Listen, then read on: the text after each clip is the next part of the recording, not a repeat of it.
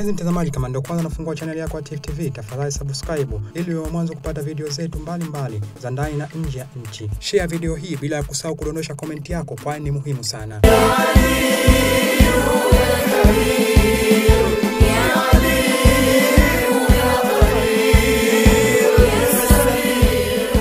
Ndugu zangu, hii si nchi maskini.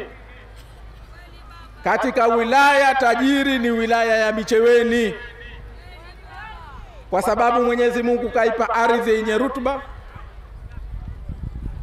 Mwenyezi Mungu kaipa bahari yenye samaki na mazao mengine ya baharini. Kaipa ardhi ambayo unapata misitu.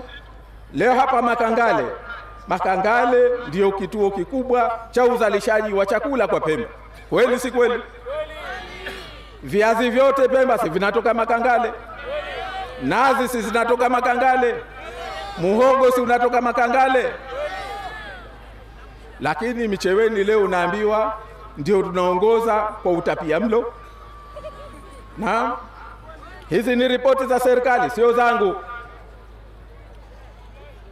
Tunachosema, linalotudhuru nini? Linalotudhuru kuwa na uongozi wa kifisadi.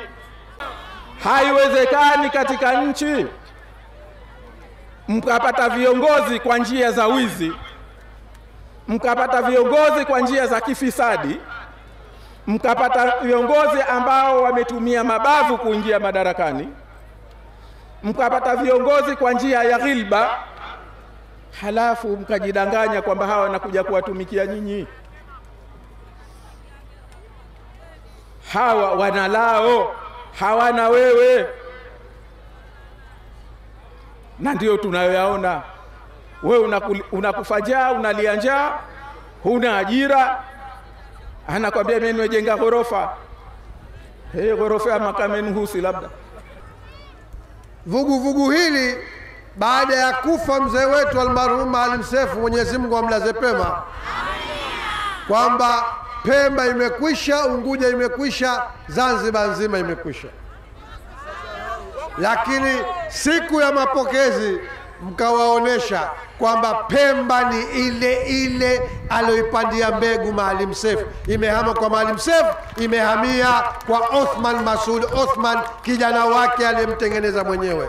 Tifu TV inakupatia video mbalimbali kutoka ndani na nje ya nchi. Tafadhali endelea kutufuatilia kupitia channel yetu ya Tifu TV, YouTube, Facebook, Twitter na Instagram. Bila kusahau kudondosha comment yako, kwani ni muhimu sana. Tifu TV tupo kijamii zaidi.